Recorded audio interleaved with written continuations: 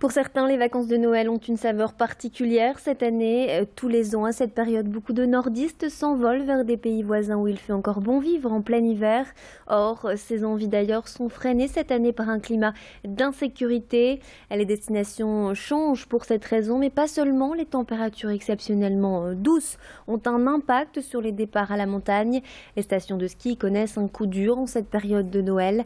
De nombreux nordistes ne sortiront pas leur combinaison de ski car malheureusement, la neige se fait rare. Nous avons voulu en savoir plus à ce sujet.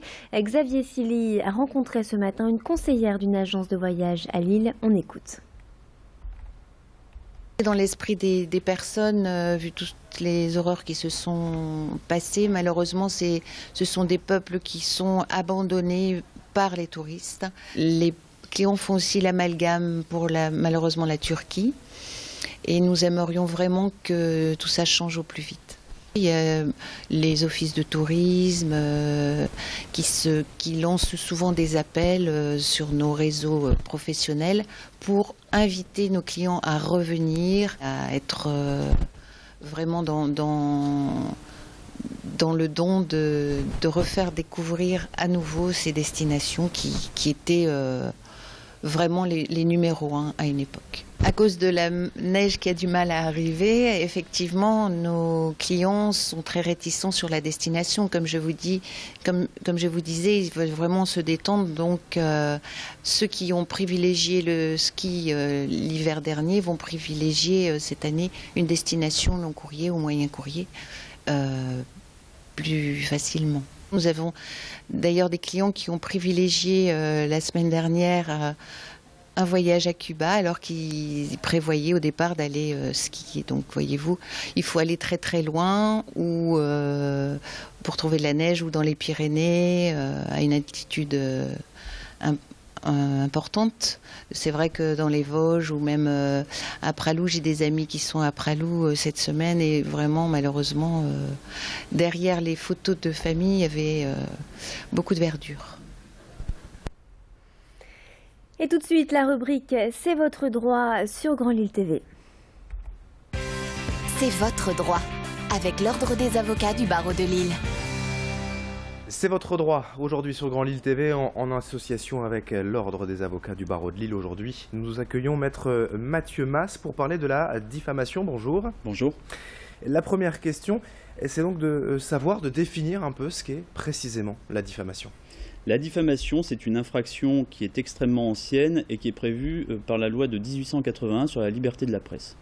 C'est cette loi qui la définit comme étant toute allégation ou imputation d'un fait qui porte atteinte à l'honneur d'une personne physique ou à la considération d'une personne morale. Il peut s'agir de propos qui auraient été tenus, par exemple, dans une assemblée politique, dans le cadre d'un discours, dans le cadre d'un blog, même d'une interview ou encore par mail. Dans le cadre de la diffamation, quelle est la différence entre l'injure et le dénigrement ? Ce sont trois notions différentes. L'injure, d'abord, est une infraction qui est prévue par la loi de 1881 également sur la liberté de la presse. En revanche, la définition qui en est donnée est différente puisqu'il s'agit de toute expression outrageante, terme de mépris ou d'invective, qui ne renferme l'imputation d'aucun fait. Donc pour bien distinguer la différence entre diffamation et injure, il faudra se poser la question de savoir est-ce que dans l'absolu, les propos litigieux sont susceptibles d'être démontrés. Si la réponse est négative, on est sur de l'injure. Si la réponse est positive, on sera sur de la diffamation. En ce qui concerne le dénigrement, là, il s'agit d'une notion purement commerciale et la Cour de cassation, depuis longtemps, a estimé que les simples critiques sur les produits et services d'une entreprise ne sont pas susceptibles de constituer de la diffamation. Alors qui peut agir tout simplement en diffamation ? Toute personne visée par les propos litigieux peut agir en diffamation et uniquement elle. La question qu'il faudra se poser, c'est parfois, lorsque je ne suis pas nommément visé, est-ce que je suis identifiable ? Si je suis identifiable également sans être nommément visé, je pourrais agir également en diffamation. Comment agir donc dans ce cas ?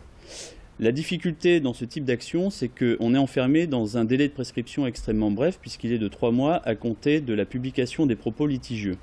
Moi, je recommande de ne pas uniquement porter plainte auprès du commissariat ou auprès du procureur de la République, puisque ça n'interrompt pas la prescription. Je recommande de porter plainte avec constitution de partie civile devant le doyen des juges d'instruction ou de faire l'objet d'une citation directe. Et dans ce cas-là, un avocat pourra vous épauler dans cette démarche.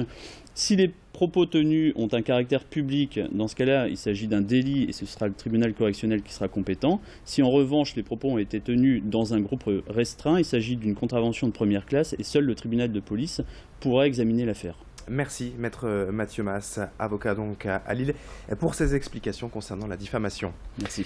C'est votre droit sur Grand Lille TV en partenariat avec l'Ordre des avocats du barreau de Lille.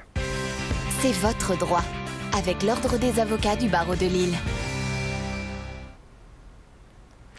Et c'est la fin de cette édition. Merci de nous avoir suivis. Tout de suite, votre météo et l'infotrafic sur Grand Lille TV. Restez avec nous.